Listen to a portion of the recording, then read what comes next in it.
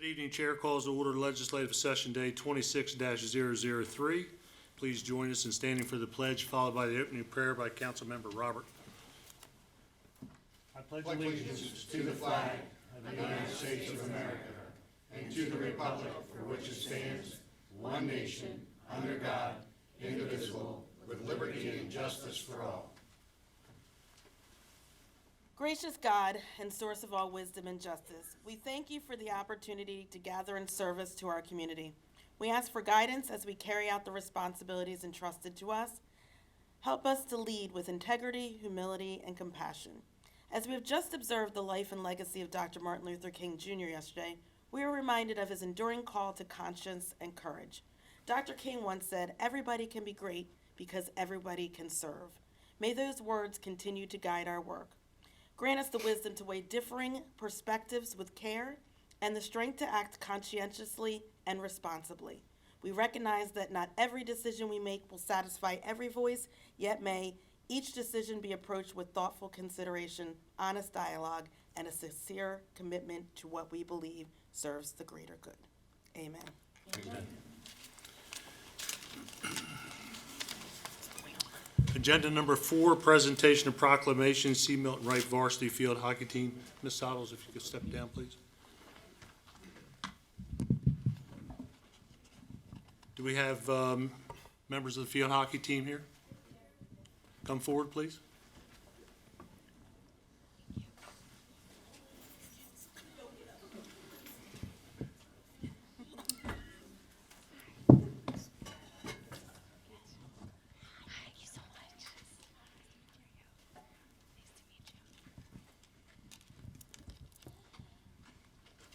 I'd say we do.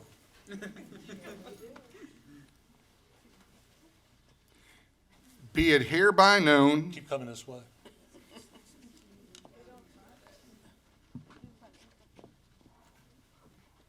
Okay, Tim. Be it hereby known that the County Council of Harford County, Maryland, on this 20th day of January 2026, recognizes and congratulates C. Milton Wright Varsity Field Hockey Team 2025 Season of Excellence for their outstanding skill, teamwork, determination throughout the season. The team finished the regular season undefeated at 13-0 and concluded with an impressive 15-1 overall record. They scored 80 goals, recorded 10 shutouts, and consistently demonstrated elite performance, sportsmanship, and unity. This remarkable achievement reflects a strong commitment to excellence, exemplary coaching leadership, and a continued support for their families and community.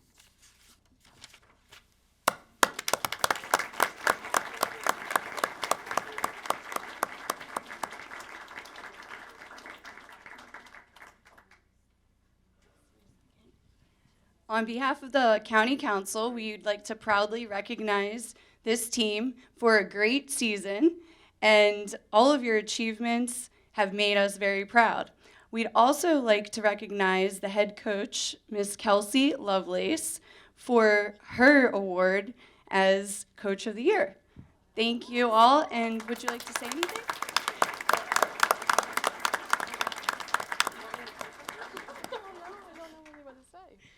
Thank you. Well, first of all, thank you. I wouldn't be able to do this or any of that without the girls behind you. So the season goes to them and all their hard work and every day on and off the field, as well as my assistant coaches over here who give a lot of time and effort to these girls. So thank you guys.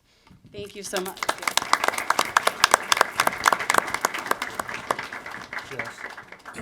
Jess, open that up so they can get a picture, please. Sweet. So we're gonna have to have everybody. We're gonna have to make 2 layers of the girls in front. So if you guys can kind of stagger, we're gonna have to make 2 lines to squeeze everybody in here. Bend down thing, because they still got good knees. You guys do the bend down.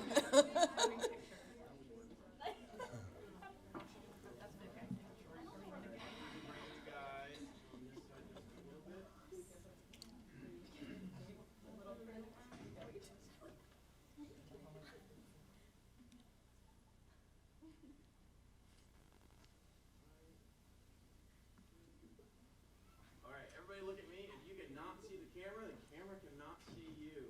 All right, get all your blinks and giggles out now. And 3, 2, 1. 3, 2, 1. One more, just in case anyone blinks. 3, 2, 1. All right, thank you, everybody. All right. Congratulations.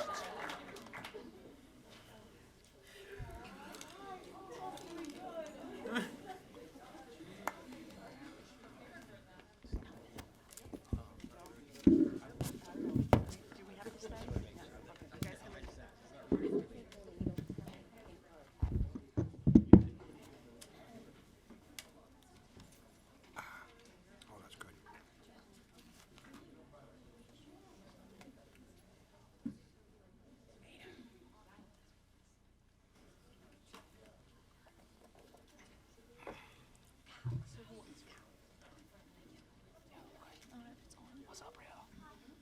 Just bear with us a second as we allow them to clear the chamber.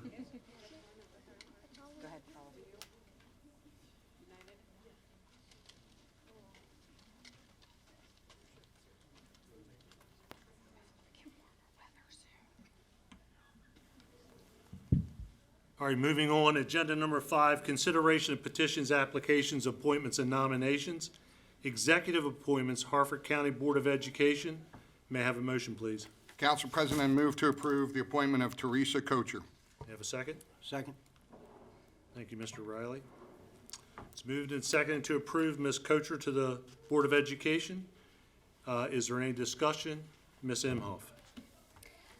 I used to work for a company who had a principle called make the covert overt, which means do what needs to be done and say what needs to be said and keep it moving.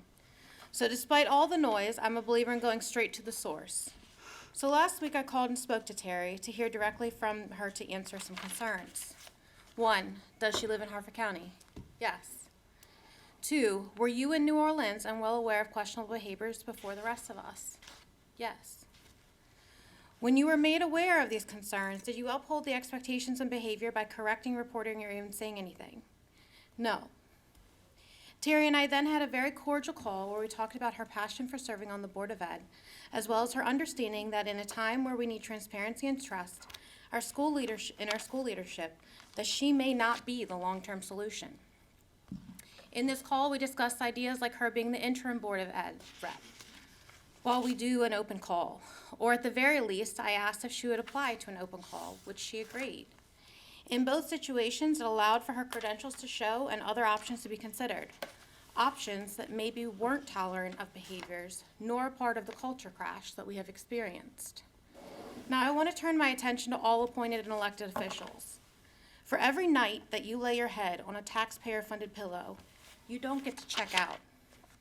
Before and after 5 p.m., you are to uphold a code of conduct that represents you, your board, department, program, and the taxpayers who deserve to have representation that don't look like fools. I've spent a lot of my career in child-serving organizations, and I've not only seen culture crashes, but more importantly, I've seen how to get out. It only happens with trust, transparency, and new leadership. As the only Harford County public school parent on Harford County government between the executive and legislative branch, I want to share that I and all Harford County public school parents I've talked to have gone through the shock, disbelief, and anger, and we're ready to move on. We have math homework to do, sports practice to get to, and probably a science project our kids forgot to tell us about. As far as Dr. Bolson's contract, we need the Board of Ed to ensure that we part ways in the most fiscally responsible way possible and figure out who is the best person to rebuild. As far as my vote tonight, we need to also make sure that we are aware of all candidates to ensure that we end up with the best candidate possible. So I'm asking that before we choose the person to fill this seat for the next 3.5 years, that our county executive explore all options. Then with full transparency, if Terry is chosen, then we will have a clean and respectable start to our next chapter. Thank you. Thank you, Ms. Imhoff. Anyone else? Mr. Bennett.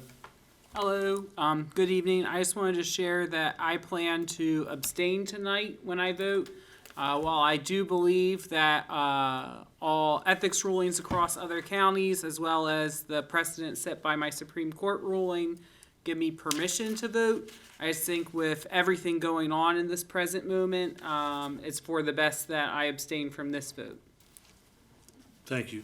Mr. Gendrodeno? Thank you, Council President. I also had a conversation with Terry, and she did tell me she was in New Orleans, but also she did tell me every night that by 11 o'clock she was back in her hotel because she was getting up to go to all the conferences. She had heard they went to a strip joint, but she didn't hear any other allegations until I think something surfaced from the 911 call that was put to the New Orleans Police Department. So, and that call brings out a whole different set of circumstances, obviously, and I have called for Sean to be removed based on his moral contract, which I still stand for, but I've also said to the board they need to look to non-renew his contract. But Terry has been a resident in Harford County for 39 years. She was going to move to Delaware. She didn't move to Delaware. She stepped down. We replaced her with Mark Korn. So she was vetted by the county executive at that point, confirmed for the council, served from 2023 to 25. I know she worked well with the other Board of Ed members. But also, the Maryland Education Article Section 3-6A-01 specifies the same appointment mechanism for both regular terms and vacancies. The county executive appoints a qualified individual subject to the advice and consent of the county council by a vote of at least 5 members. The statute does not mandate a public application process in either case. It is a discretionary practice often used for regular 4-year term appointments to encourage diverse candidates. So I think it's really important. We've got a vote coming up, and I think we need to fill the seat, move forward, and she'll serve out the term of Aaron Poynton. There is elections coming up for other board members, and that'll move forward. So, I am in favor of reappointing Ms. Kocher. So thank you, Council President. Thank you, Mr. Gendrodeno. Ms. Stiles? Thank you, Council President. I'm not sure why we need to rush this appointment for the school board. My understanding is it isn't something that has to be done today. There's a lot of unanswered questions. There are unanswered questions surrounding what's happened with the school system. Our school system right now can't afford to go backwards. My understanding is she was on the school board and present in New Orleans. And that's crippled all our school systems for the past 18 months. I can't support putting someone back on that was part of the problem originally. So thank you. Thank you, Ms. Stiles. Mr. Riley? Yes, as a representative of District D, I took a poll of many of the emails that I got from District D, and I'd say 80% of them, this is the sentiment. I'd like to read it out loud. Dear members of the Harford County Council, this letter is to express my strong support for the reappointment of Terry Kocher to the Harford County Board of Education and to respectfully urge the council to confirm her appointment without further delay. She previously completed a full term as an appointed member of the Board of Education during a challenging period for the school system. Throughout her service, she demonstrated integrity, steadfastness, and a consistent willingness to work collaboratively with all members of the board. She was diligent and well-prepared, never hesitating to ask difficult but necessary questions, and she remained focused on the best interests of the students throughout her term. Her prior experience is particularly relevant at the moment of instability within the Harford County Public Schools. She possesses a strong understanding of public school board governance, fiscal responsibility, and the importance of transparency and accountability. These qualities are essential as the board confronts consequential decisions that require informed and steady leadership. Delaying or declining her confirmation would unnecessarily prolong uncertainty and disregard an individual who has already demonstrated her integrity and fitness for this appointment. I respectfully request that the council act prompt to place this matter on its agenda and to confirm her reappointment. And again, that is just a sample of the many emails that I got, at least from my district. I got many other emails from District District F and District A that did not want her confirmed. However, I represent D, and therefore I'll be a yes vote. Thank you, Mr. Riley. Mr. Jandrodena.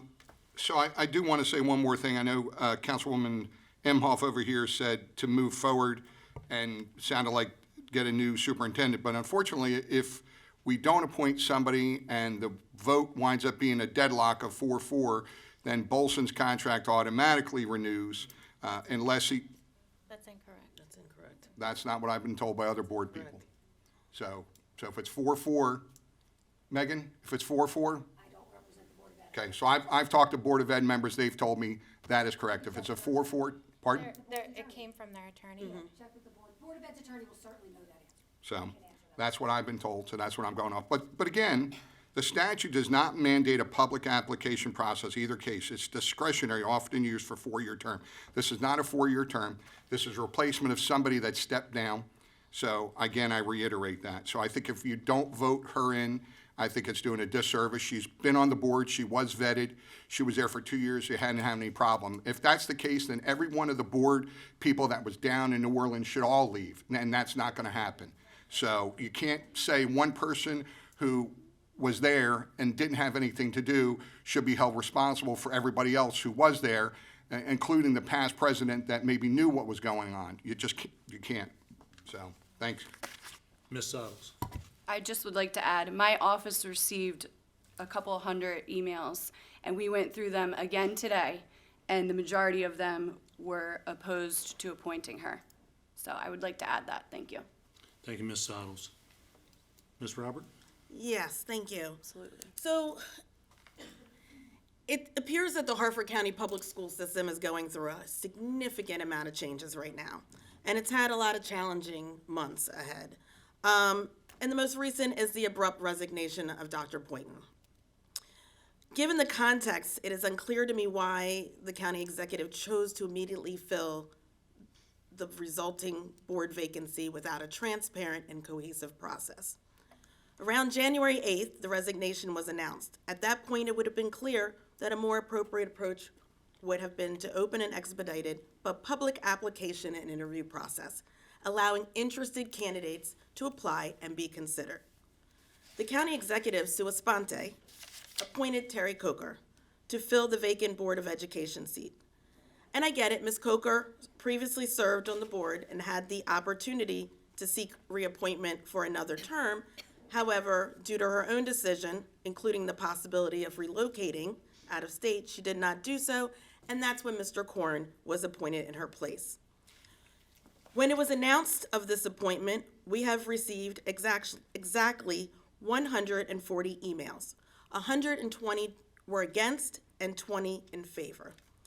I spoke with Ms. Coker for at least 30 to 45 minutes on Saturday to gain a clearer understanding of her perspectives. While I initially inquired about her attendance at New Orleans conference and her awareness of what transpired, the majority of our discussion really focused on her prior voting record while serving on the board. Specifically, I raised concerns related to her votes on the AP African American History Studies, the Social Studies curriculum, and book-related policies. As a member of the NAACP, these issues are of particular importance to me and directly relate to a broader concern of equity, representation, and educational integrity. Ms. Coker explained that her votes reflected her belief that the curriculum required further development rather than opposition to the subject matter itself. We also discussed book policies and her position on how young people should be able to access books that their parents approve of, but not necessarily through the school libraries. While I value hearing differing viewpoints, particularly as part of a healthy public discourse, my role requires that I ultimately evaluate those perspectives through the lens of not only my own values, but also of the community that I represent. The impact that it has and the principles that guide the public education as a whole, to again equate neutrality. During our discussion, I asked Ms. Coker whether she would have applied for the position if the vacancy were open through a formal process, and she indicated she would. In light of that acknowledgement, and given the recent challenges facing Harford County Public Schools, I believe it is essential to initiate a transparent, timely application and interview process to fill this vacancy. Doing so would promote public trust, fairness, and accountability in the governance of our school system. Also, as part of this process, per the rules, the makeup of the Board of Education is supposed to be diverse. If Ms. Coker goes on right now, it'll be primarily a female board and one male. Again, that is not reflecting a diverse board.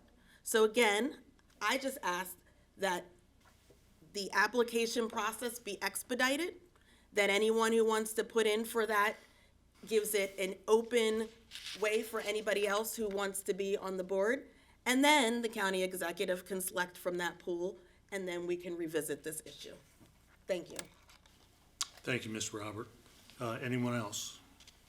For me, I just want to confirm that yes, several citizens asked other citizens to send emails to the council. Citizens listened and they sent them. And as you heard, we received hundreds of emails. And the majority of them were for asking for an open process, a transparent process. I have a list of them here. It's about 165 that want to see a transparent process against 37 that just say voter in. It is absolutely the county executive's prerogative. We're not arguing that. But he set the precedent himself when he had other processes with a couple of weeks open for people to apply. And this past Friday, we sent Mr. Overbay and the administration an email asking for a more open process. And we received a response back that said something to the line that they were more concerned about having someone in place by March 1st to fill that vacancy. And I still say that if there would have been an open process, we could have had this on February the 3rd and still been able to move it forward. But that's not the case. It's up here tonight for a vote. And if there are no other comments, Ms. Dixon, Mr. President, pass. Mrs. Robert, No. Mrs. Emhoff? No. Mr. Giangiordano? Yes. Mr. Riley? Aye. Mrs. Bolasados? No. Mr. Bennett? Abstain? Mr. President? Yes. With 3 votes in the affirmative, 3 votes in the negative, 1 abstention, the appointment hereby fails. We'll move to Youth Commission. May I have a motion, please? Council President, move to approve the appointments of Khalid Mitchell, James McVicker, Sidney Shoup, Amy McClaskey, Gary McGraw, Megan Ewing, Aaron Brazzi, Melinda Velez, Mary Beth Collins, Alfred Reeves, Alicia Myers-Pope, Joseph Harbert, Lavette Galbazan, William Howard, Kaylee Lyons, Donovan Boyle, Charlotte McGee, Jacob Button, Joelle Carter, Eden, Gabrielle Moore Brooks, Jocelyn Jacobs, Debbie Jones, and Marcus Webster II. Thank you. May I have a second? Second. Thank you, Mr. Riley. It's been moved and seconded to approve the group of appointments for the Youth Commission. Is there any discussion? Mr. Bennett. I just want to say how thrilled I am that this is moving forward. As others know, I sat down with some youth in our community, a little over a year ago, and they brought this forward and said, you know, we would really like to see the Youth Commission up and running. Where is that at? And then that led to my office doing research and realizing that this has been dormant for such a long time that I believe, Council President, you have never even voted to affirm a youth commission in your time on the council. That's true. Which means the last time that this was an opportunity, I would have been eligible to be on the youth commission. And I just realized that, you know, this is something that youth in our community are really hungry for. They want to be a part of what's going on. And so ever since then, I've been pushing for this to happen. Earlier this year, I put forward legislation to put the Youth Commission under council control. But then the administration reached out and said, actually, we're willing to do this. And I said, all right, if you're willing to get it going, then we don't need to take it over. And here we are ready to get the Youth Commission up and running once again. And I'm just thrilled. When you look at the candidates before us tonight, these are some really excellent young people as well as excellent adults in our community who care about our youth and are involved with our youth. And I'm just really excited to see the fruits that come from this work. And I'm very hopeful for the future of our county when I look at these young people and all they're doing already. Thank you, Mr. Bennett. Anyone else? Ms. Dixon? Mr. President, Aye. Mrs. Robert, Aye. Mrs. Emhoff. Aye. Mr. Giangiordano, Aye. Mr. Riley, Aye. Mrs. Bolsados. Aye. Mr. Bennett. Aye. There being 7 votes in the affirmative, 0 in the negative, the appointments are hereby approved. Are there any of the appointments in the audience? Could you please stand and be recognized?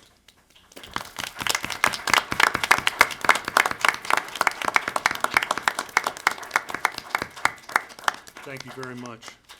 Mr. Bennett, thank you for bringing that forward.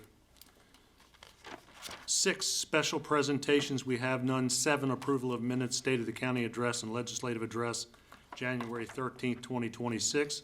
Legislative Day 26-002, January 13th, 2026.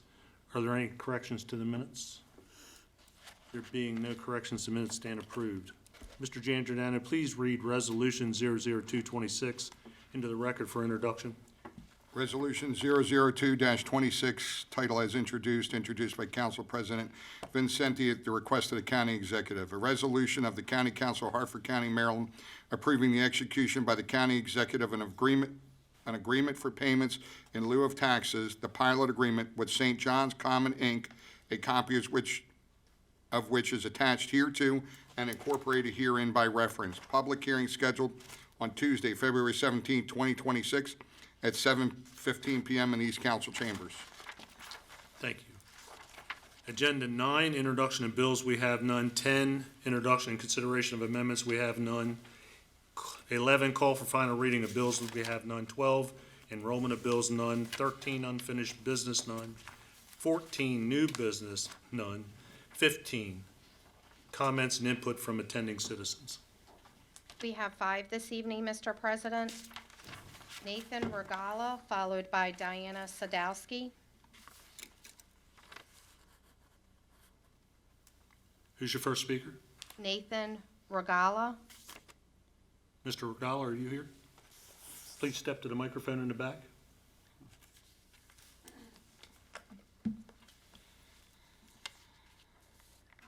Please state your name and address, please. Nathan Regola, 907 Southern Drive, Bel Air. Thank you. 210. Mr. President and council members, I'm here to speak about the need for changes to zoning legislation to limit the continual development, especially in District C and D. I was encouraged to run for the District C council seat by fellow members of St. Margaret's Parish, but my small business requires too much of my time now. However, I will likely continue to advocate, especially in the areas of zoning law and for an environment conducive to small businesses that have a long-term interest in Harford County and are committed to growing their businesses in a way that aligns with Harford County's values. In the movie LBJ, President Lyndon Johnson remarks to his wife that he wouldn't be able to live up to the public's expectation as a replacement for President Kennedy, as he lacked the oratory skills and connections of the wealthy and Harvard-educated Kennedy. Lady Bird Johnson essentially tells him, Lyndon, President Johnson was a great visionary speaker, but had no ability to implement his vision. You were a skilled legislator. You know how to get things done in Congress, and you are qualified to implement the dream of Kennedy. Let that be your legacy. Mr. President, Harford County leaders talk about keeping Harford Harford, but these words are just a vision. Without legislation from this council to overhaul the zoning code and subsequent enforcement by the administration, Keep Harford Harford is only a slogan. I sincerely hope that the council has a blockbuster schedule of zoning legislation for the winter and spring. I have yet to meet anyone in District C that wanted the Evamar development or Creekside or Costco. I hope this council will take the political example of LBJ and pass impactful legislation limiting development that will be felt for generations. Your role in keeping Harford Harford is to legislate. The time is now. Inaction today will erase Harford's character within a few years, especially in District C. Thank you. Thank you, sir.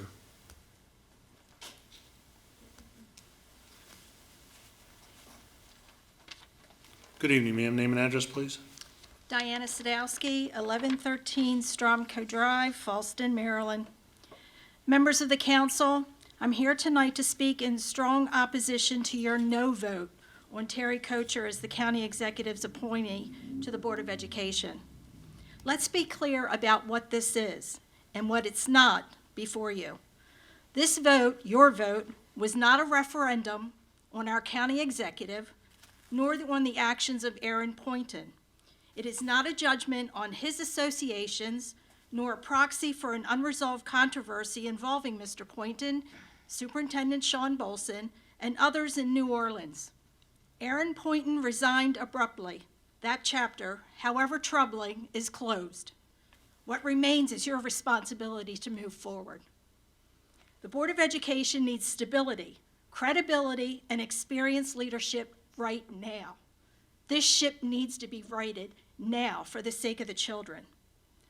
Ms. Coker should have been evaluated on her record, her qualifications, her experience, and her willingness to serve during a difficult moment. Rejecting a qualified nominee because of political pettiness or a shadow cast by someone else does not promote accountability. It promotes uncertainty.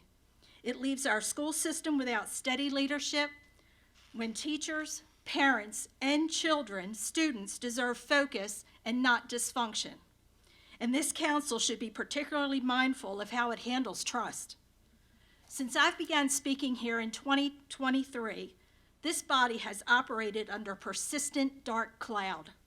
That cloud has gone by different names: Penman, then Guthrie, and now Bennett.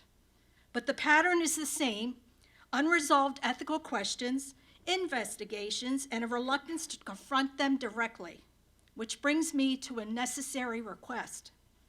Mr. Council President, I am asking you to have Councilman Bennett step down temporarily while the investigation into his actions as a teacher is completed and resolved.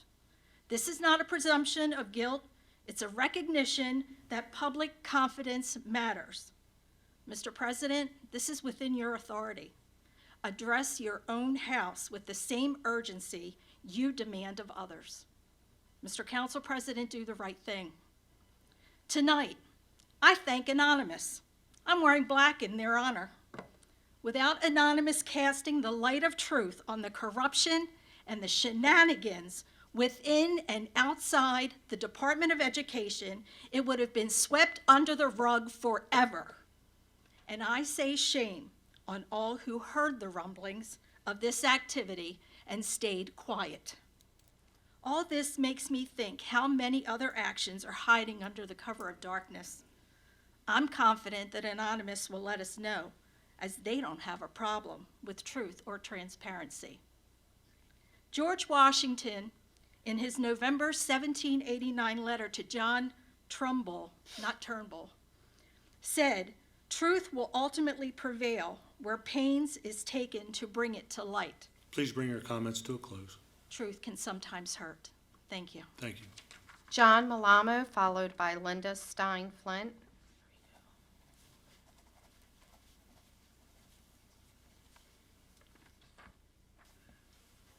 Good evening, sir. Name and address, please. Sir, good evening to you and your colleagues. John P. Malamo, 2402 Eagle View Drive, Bel Air, Maryland, 21015. In the county's response, there is a stated concession.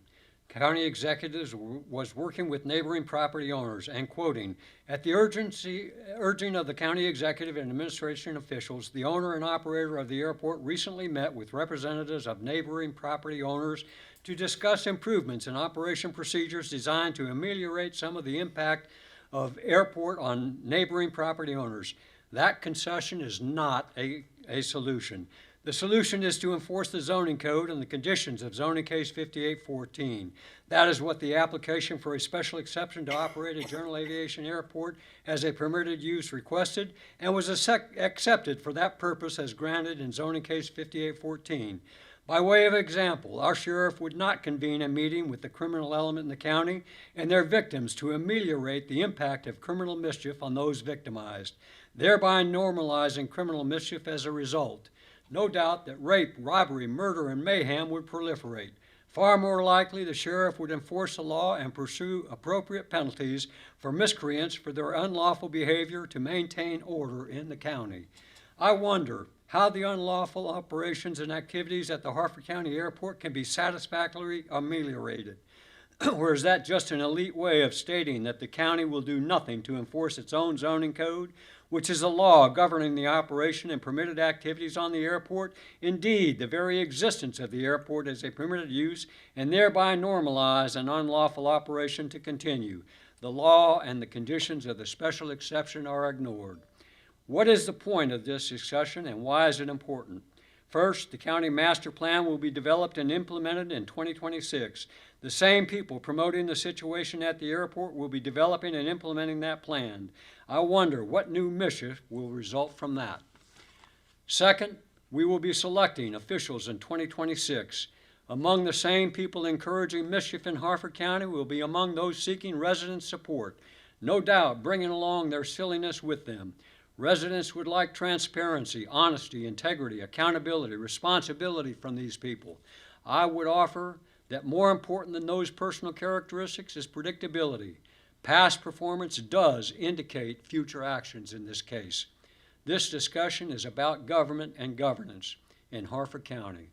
Now, reflecting on Dr. Martin Luther King, I would encourage all of you to read his letter from a Birmingham jail and see how it applies to the situation here in Harford County. Good night.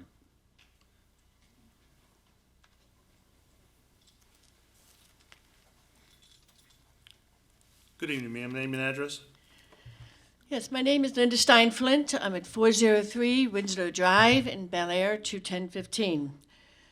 So I'm speaking in regards to several actions lately, and transparency. It's a funny word because now everybody's talking transparency, but we have always spoken to that, and it's about being clear and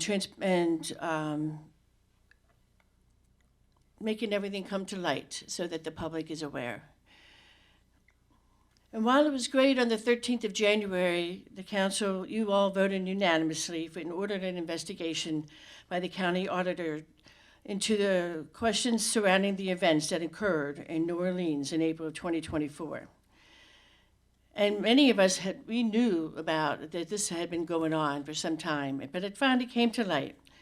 So the 13th of January, you order the investigation, you vote on the investigation, and 3 days later, on the 16th, she completes a full investigation and publishes out. 3 days. Ta-da! It takes more than 3 days to do a very extensive investigation because there was a lot of things that were missed. Everybody that was down there should have been interviewed, and conversations with the hotel. There's a lot of things that were missed. However, you completed it, and it's almost like now we're trying to push this through. As Mr. Giordano mentioned, that if we don't have a council member, an appointment tonight, Wilson's contract automatically renews. And what are we going to do about that? Wilson does not deserve another penny from Harford County. Wilson needs to be removed immediately. He violated his contract. And so we need to know, what is the council going to do about that? And then while many have known for the past year previous suspensions of Councilman Bennett from his job, he finally had to come out and say something on social media. And I understand that sometimes teachers are accused of things, and there's a standard process. You suspend with pay, and I respect that process. But you get silence on all this. But this is different now because Councilman Bennett has been voting on things involving the school board, and it's a conflict of interest. He keeps continually to violate the charter of this county. I know he found a judge to override a judge, but he does not care about the code of conduct in the charter. Councilman Bennett needs to be removed from his council seat while his investigation goes on about his own suspension. because the county has a code of conduct, and that he needs to follow that code of conduct as well. And it's just kind of funny how tonight he decides to recuse himself from a vote tonight, but all the other votes he hasn't. It's very real conflict of interest, and our students in Harford County deserve better. Ms. Flint, Thank please you. bring your comments to a close. Thank you. Is there anyone else? Yes, last speaker this evening is Nathan Regola.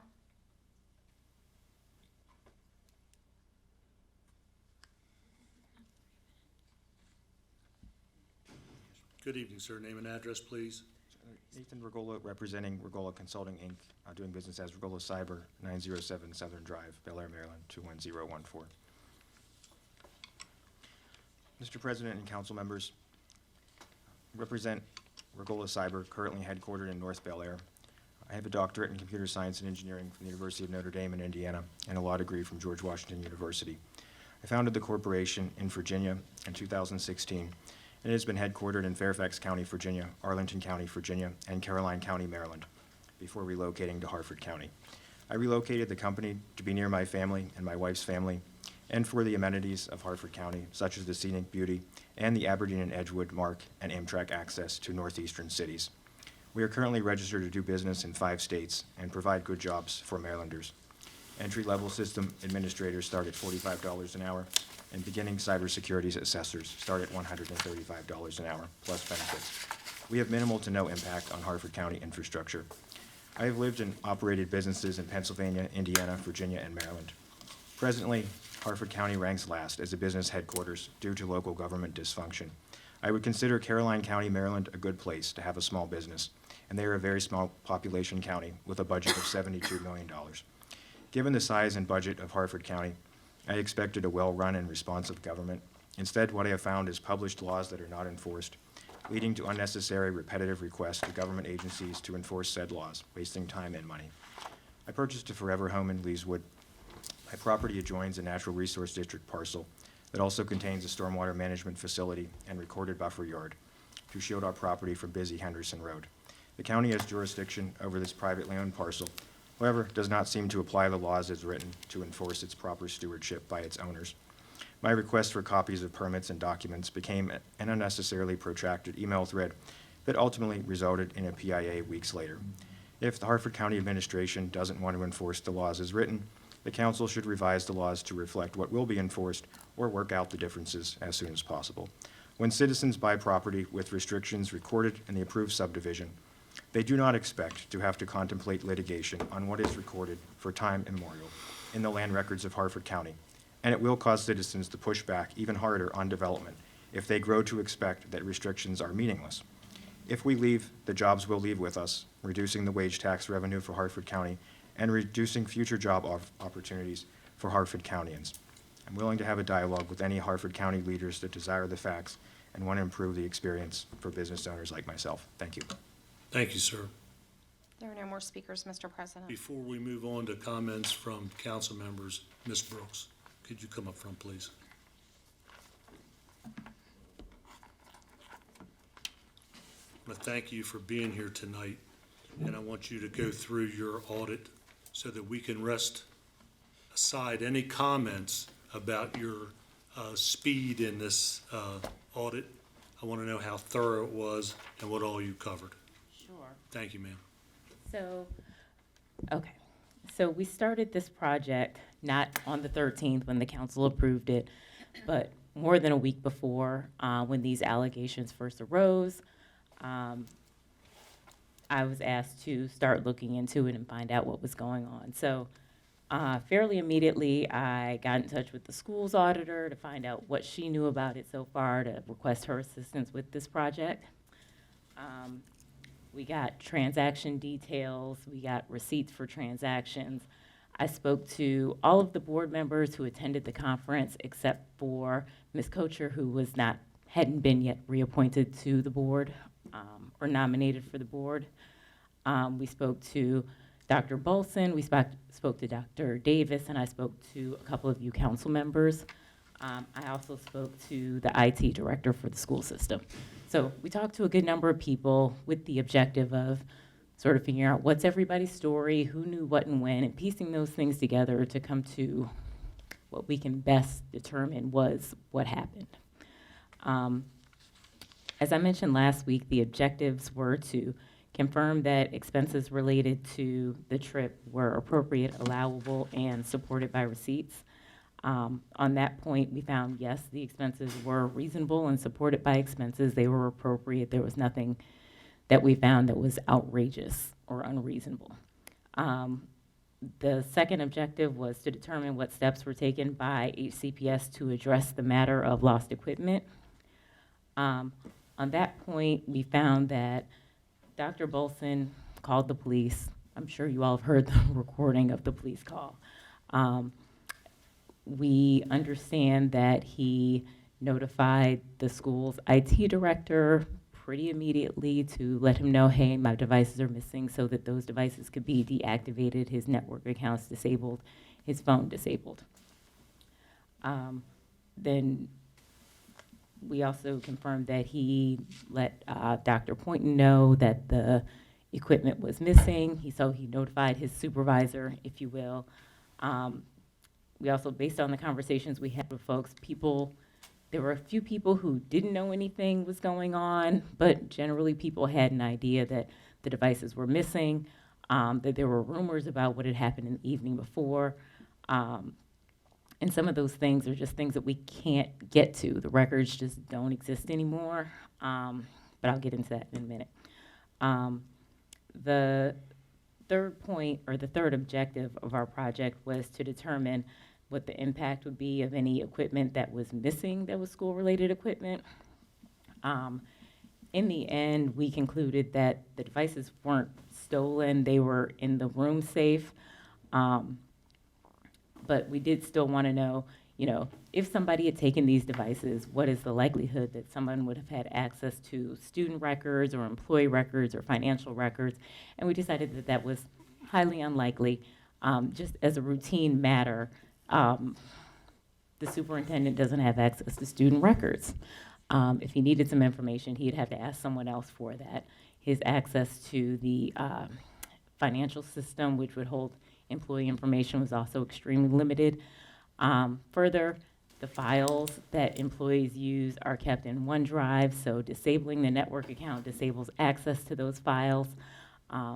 If you're off-site with the HCPS device, you're required to use two-factor authentication to log in to access files. All those things together, we determined that it's highly unlikely. I can't say absolutely anything. There's no way to say absolutely.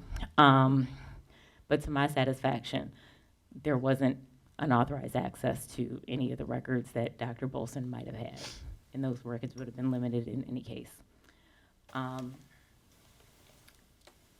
I'll also add that I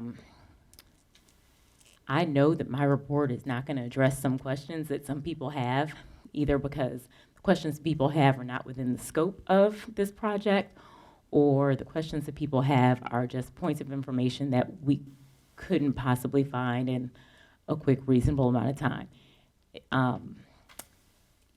I don't think it's worth county resource to say, oh, let's send Crystal down to New Orleans and wander around and see who she can track down and look at video cameras and that sort of thing. That would not be a good use of county resources. But like I said, we gathered the information we could find. We took what people told us and added in the records we were able to look at to confirm what we believe the truth is. And the truth, as far as I can tell, my conclusion is that these devices were they were misplaced. They couldn't be found, but they were not stolen. They were found in the hotel's safe, the room safe at the hotel. The hotel reached out to Dr. Bolson after he'd returned to Maryland.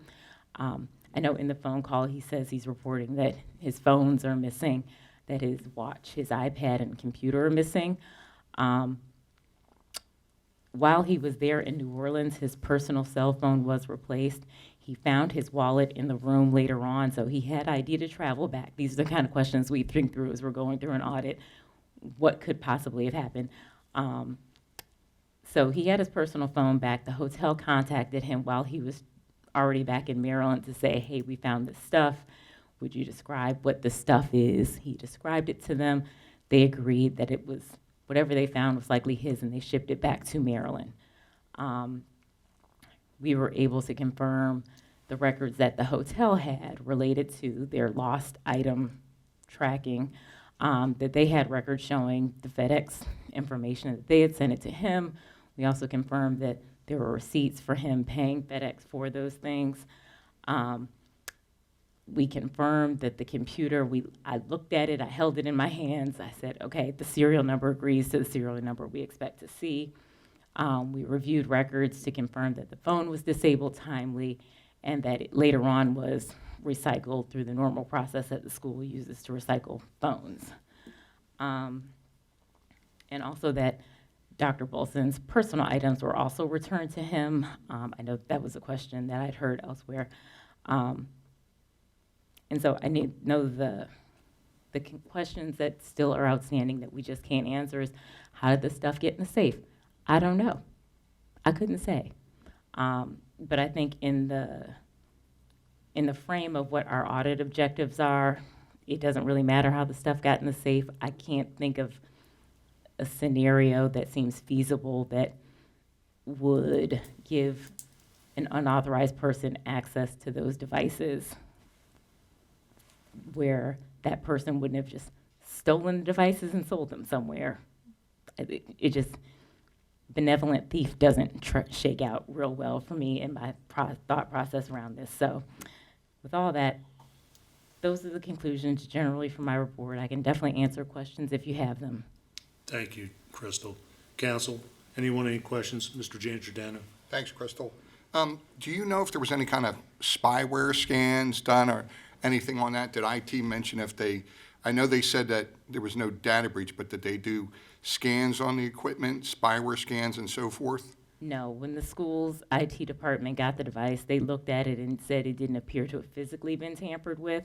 And because the accounts had been disabled, then there weren't extra steps that they took at the time. They just essentially accepted, oh, we got the stuff back. There were no diagnostic tests run at that point, so there's no information to review. Do we know what their protocol for that is supposed to be? Or, My understanding is that's what the general expectation was. That's the general expectation, okay. So the wallet was brought back to him, but there was no money in the wallet, and all the other stuff. And I understand Not brought back, found in his room. Found empty. That's what the report said, right? And I think I asked you a question about, because Pat had said to me he rented a car, and I asked. Well, I didn't say he did. I don't know. Someone rented Someone rented a car. Yeah. Okay. Do we have records of the car rental? Because I had asked that if there was a car, was rented, and, it looks like there's only valet parking down there. Was we able to confirm that? There was one person who was reimbursed for a car rental. But it wasn't Sean. It was not. Okay.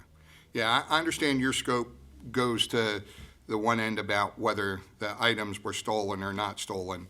What about the police report? And then I've seen some stuff out there, time frame, and I think that's not on your end either. But what was? So there were some pictures about when he was there, when he was not there, about when he was at the conference, not supposed to be at the conference. I might come back to a question. Okay. So I guess I don't know if it actually addresses your question, but obviously I can see the internet too. I see stuff that people are posting online, and I don't have any way to verify most of the stuff that I've seen posted online. Without a source to confirm where information comes from, I would not put it in an audit report and say this is something that I know. That would just be a bad choice for my reputation. Thank you, Crystal. Anyone else? Thanks for your clarification. Thanks for your thoroughness within the scope of you did speak to the Inspector General's office as well, right?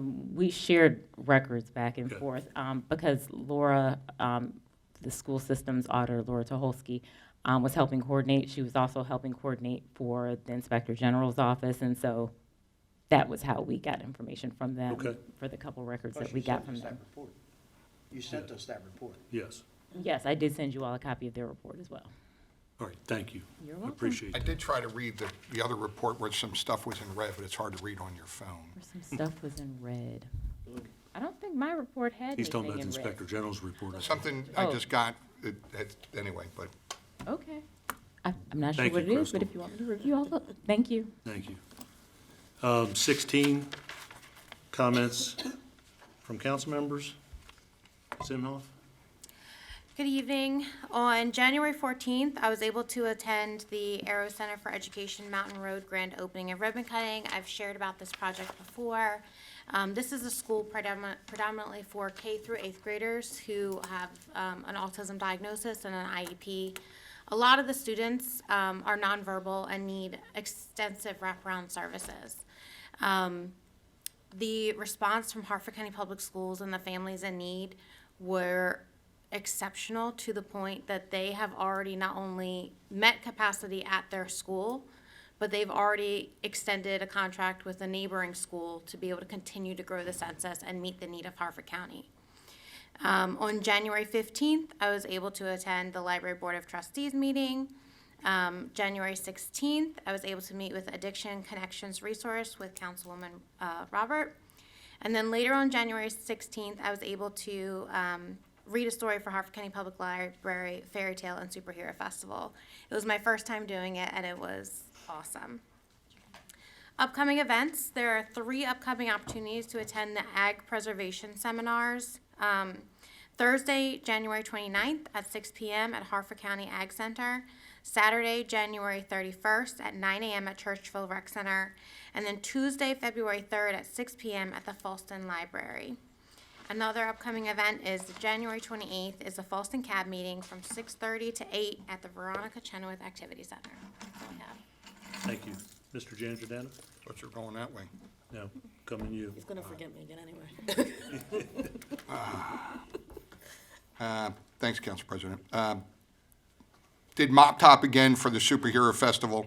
I think the kids really like it. I like putting on the red wig and curly hair and getting somebody to cut it and acting out and having a good time with the kids, so I enjoyed that.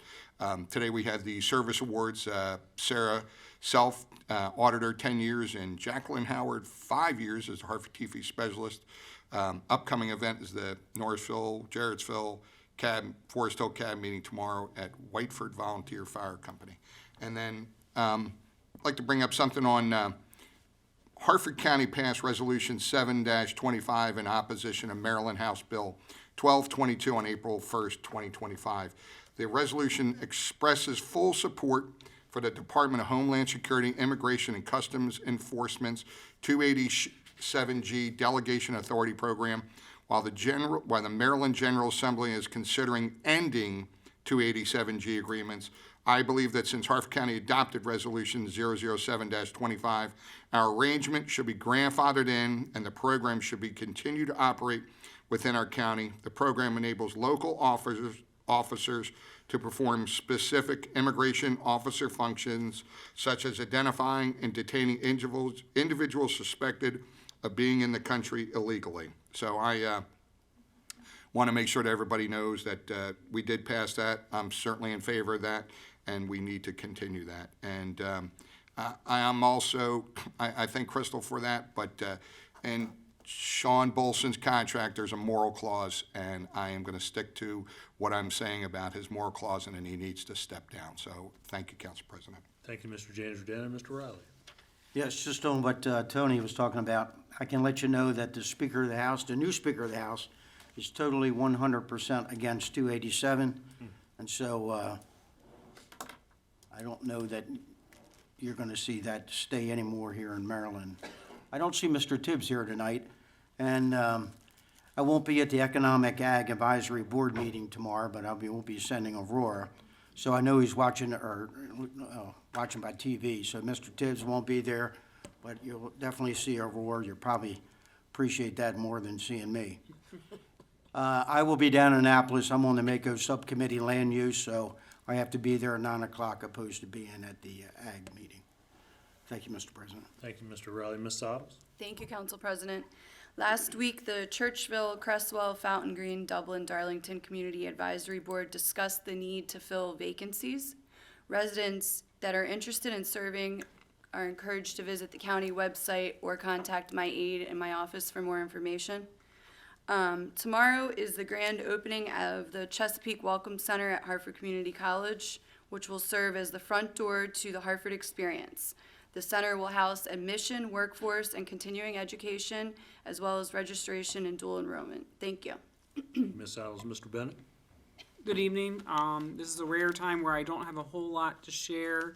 I slowed down this past week, just as many of you know, my stepmother's been battling cancer here for the past few years, and we got really tough news this past week. So Abby, Ada, and I were down on the Eastern Shore, sitting with family and just taking time to be together. So didn't do a whole lot council-y other than keeping track of my email, staying in communication with Ms. Cantus, getting ready for the meeting. But it was a rare week without a bunch of events for me. So that's all I have this evening. Thank you, Mr. Bennett. Ms. Robert, you thought I were going to I get did. I you. was sitting there. Thank you. I too went to the grand opening of the Arrow Center in Mountain Road, and it's an amazing facility. I actually asked if they were accepting some kids because I see kids that would benefit from the autism school, and it was such a hands-on experience. And their calming room could calm anybody. I mean, it was a beautiful facility, and I feel like they're going to fill up really, really quickly, because they're taking older kids too, and there's not a lot of resources for that. On January 15th, I had the Social Services Advisory Board. We welcomed the 3 new board members that were appointed recently. And mainly, we talked about a lot of legislation that's going to involve the families that DSS works with, and some of the passing of some of that food and things like that. January 16th, I had a meeting with Mr. Peters of Cordish and Raj of Economic Development, trying to get some businesses and some really interesting concepts into the Edgewood, Joppatown area. The meeting was very fruitful. We have some good ideas, and hopefully it'll bring in a lot of economic tourism based on the conversations that we had on Friday. I also was a part of the fairy tale and superhero reading. I dressed up as Wonder Woman because that's my superhero. And the kids love Where the Wild Things Are because apparently they were helping me read it. So that is one of my favorite books. I also met with the ACR Addiction Connections resource with Councilwoman Imhoff. And on yesterday, on January 19th, in honor of Martin Luther King's Day of Service, the NAACP, we bagged a lot of food for families that are going to have access to it today, to the point where the staff there does not need to bag, at least for today, maybe not even tomorrow. We had a great turnout of other volunteers that showed up as well. And then I went to the Martin Luther King Jr. Civil Rights Program, where it talked more about the Postal Service and how that worked back in the day. Very interesting. And so I just want to announce that there's 2 things coming up. Pathways to Stability, which is through the Office of Disability Services, on Thursday, January 29th at the Epicenter. It's for anyone that is looking for HUD 811 housing information, financial planning, disability benefits, understanding ticket to work programs, and things like that. It will also be filmed by the HarfordTV if anyone misses, and lunch will be provided. And then there's the Faith in Action Town Hall, where the January topic, which is going to be on January 30th, 8:30 to 12 at the Toon Center, is the Silent Strain, Chronic Kidney Disease, Faith and Community Action, looking at hypertension, diabetes, and sickle cell anemia. Thank you. Thank you, Ms. Robert. 17, business from the president. I think it's fair to say that all of us enjoy going to the library to read to the kids. It's probably one of the nicest things that we do, and it's always a great atmosphere there. The kids are always very receptive. And I can't comment enough on Mary Hassler and her outstanding team at the library. The service that they provide our citizens across the county, the different programs they have there are just unbelievable. So, and we always get a kick out of Mary and her team when they come here, especially this one. This past Friday, the council attorney and myself met with Ms. Brooks for her to go over her report. She did an outstanding job. Again, I want to thank you for that. Immediately, that report was sent to council members and to the public, for those that had requested copies.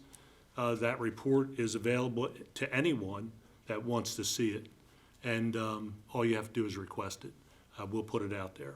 So thank you again, Crystal, I appreciate it. And then Jeannie and I wish to express our deepest condolences to the family and friends of Mary Walker. She was a lifelong dear friend in Havre de Grace. She passed away this past week and was laid to rest today. But I also want to recognize and ask you to keep the Mioli, the Drescher, and the Butcher family and friends in your thoughts and prayers. Jenny Mioli passed away this past week, and Jim Butcher just recently. So Jim was an outstanding guy, outstanding man, extremely talented, and just every time you saw him, he had a smile on his face. So he is absolutely going to be missed by many, many people. So we'd ask you to keep all of these families and their friends in your thoughts and prayers. And with that, we'll adjourn this meeting. Thank you.